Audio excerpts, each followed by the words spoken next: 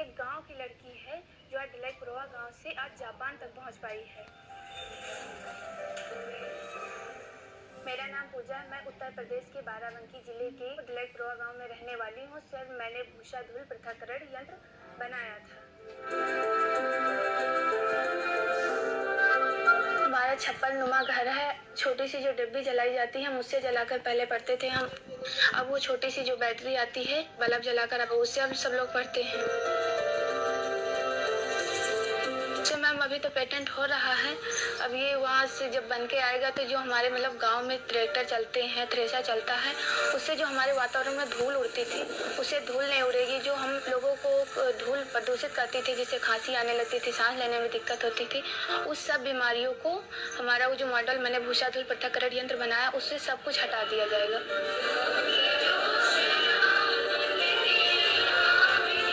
ये कहानी है 17 साल की पूजा की, जिन्होंने हालात के सामने हार नहीं मानी और एक सपना देखा।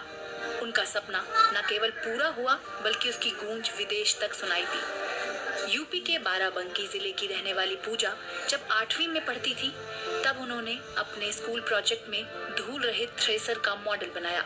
इसमें कई इनोवेशन किए गए और साल 2023 में पूजा का मॉडल इंस्पायर अवार्ड मानक की राष्ट्र प्रतियोगिता के लिए सिलेक्ट हो गया।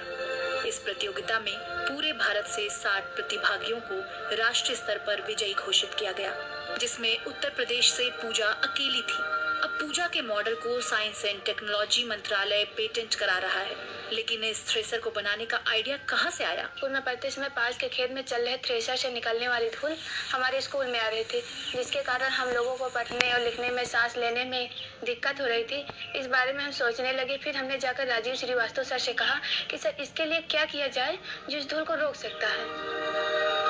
पास के खेत में भरा हुआ था पानी, जो कम मात्रा में धूल उड़कर उस पानी में चिपक रही थी, तो हमारे समझ में आया क्यों ना हम इसके नीचे एक पानी का टैंक रख दें, तो इसमें हम सारी धूल इकट्ठा कर लेंगे।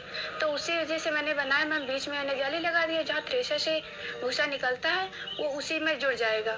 जब भूसा तेज हवा के साथ अंदर जाता है तो उसमें सामने लगी जाली से टकरा कर भूसा नीचे गिर जाता है, और पीछे एक पंखा लगा, उसकी सहायता से भूसा उपकरण के बाहर चला जाता, और जो उसमें की धूल है उस पार निकल कर उसे नीचे रखे पानी के टैंक में इकट्ठा हो जाएगी। पहले कागज का बना रहे थे लेकिन उससे नहीं बना, फिर लकड़ी का बनाए। लकड़ी में भी पंखा लगाना था, जाली लगाना था, उसमें नहीं बन रहा था। तो फिर जो पुरानी टीन होती है मैम, फिर उसके वहाँ जाके वेल्डिंग वाले के यहाँ हुआ, तो जैसे बनता था ये तो वैसे वैसे बताते थे। फिर जहाँ वेल्डिंग करना था तो वेल्डिंग करते थे। तब मैंने ये बनाकर प्रोजेक्ट तैयार किया है। पूजा को मिलाकर उनका 7 लोगों का परिवार है। पिता दिहाड़ी मजदूरी करते हैं और माँ स्कूल में रसोइये का काम करती है। जब हम बना रहे थे तो गांव के लोग, बाहर के लोग जो जान पाए कि मतलब ऐसा कुछ कर रही हैं, तो सब लोग यही कहते थे कि ये मतलब क्या दिमाग अपना लगा रही हो, क्या पैसे खर्च कर रही हो, इसमें तुमको क्या मिलेगा। लेकिन मैम उन लोगों की बात मैंने सुनी नहीं। हम तो ये नहीं सोचे थे कि अपने हम यहाँ गांव से बाराबंकी तक जाएंगे। बस इतना सफ्दरजंग पढ़ने जाते थे, वो यही सोचते थे सफ्दरजंग से आगे कहीं हम जाने को भी नहीं सोचे थे।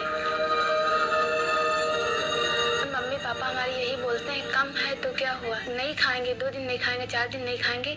मम्मी पापा रोने भी लगते हैं कि पढ़ लो, पढ़ने से सब कुछ है, नहीं पढ़ोगे तो कुछ भी नहीं है। पूजा के इस मॉडल को बनाने में उनके टीचर की भूमिका अहम रही है। बच्चे से पूछा जाता है कि आप अपने आसपास कुछ ऐसे परिवेश में कोई ऐसी चीज देखिए, आपने कोई समस्या ढूंढिए। 300 शब्दों में लिखना होता है और ऑडियो वीडियो बना करके भेजना होता है। यदि कोई प्रोजेक्ट बन भी गया है प्रोटोटाइप, तो उसको भी बना के हम डिस्प्ले उनको फोटो वगैरह भेज सकते हैं। और उसके लिए उनके साथ एक मार्गदर्शक टीचर लगता है, और पूजा के साथ मैं गाइड टीचर के रूप में जुड़ा, और मुझे खुशी है कि मैं गाइड टीचर के रूप में रहा और उसके इतनी दूर तक मैं ले जा पाया।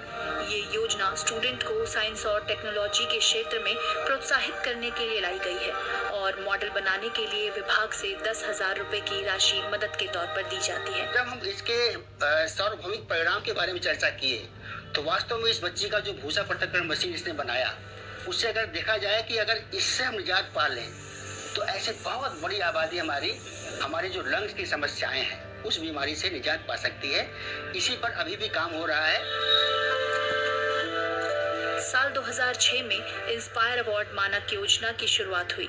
इनमें जो टॉप 60 मॉडल होते हैं उन्हें जापान में सकुरा साइंस एक्सचेंज प्रोग्राम में शामिल होने का मौका मिलता है, और इसी लिस्ट में पूजा का नाम भी शुमार हुआ।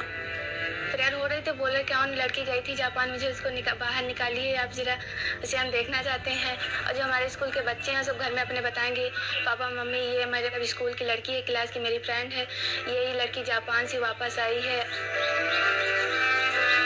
बच्चों के बारे में ये सोचते हैं कि मेरी बेटी पढ़ लिख कर आगे को बढ़े, नौकरी करे और मेरा नाम रोशन करे। और इतना ही नाम मेरा रोशन काफ़ी हो गया गरीब आदमी को, जो मेरी बेटी जापान से जाकर ही लौट आई। हम इतने में बहुत खुश हैं।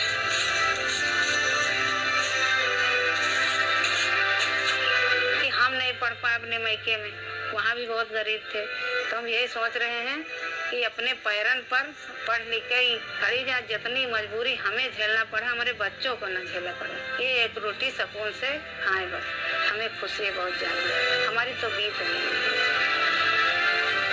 जापान की यात्रा को लेकर पूजा बताती हैं, टोक्यो घुमाने ले गए थे, वहाँ भी अच्छा लग रहा था, हर चीज़ वहाँ मतलब हल्की बारिश होती थी तो बस से जब उतरते थे मैम, बस से मतलब वहाँ घुमाने ले जाते थे, तो बस से जो बच्चा उतरता था तो उसमें से छाते लगे थे, एक एक छाता ले लेता था, उतर जाता था, और उसमें के जो ड्राइवर थे वो बहुत याद आ रहे हैं वहाँ की। अभी तो हम मतलब यही सोच रहे हैं कि इंटर के बाद कोई ऐसा व्यवसाय कर ले कि जिससे हमारे घर का खर्चा भी चलता रहे, हम अपनी पढ़ाई भी करती रहें।